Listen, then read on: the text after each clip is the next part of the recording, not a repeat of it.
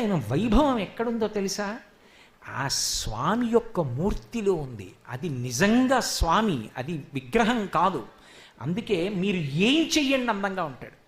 మీరు సుప్రభాతం జరిగి లోపలికి వెళ్ళండి, మెరిసిపోతూ ఉంటాడు. మీరు తోమాల వేయండి, అందంగా ఉంటాడు.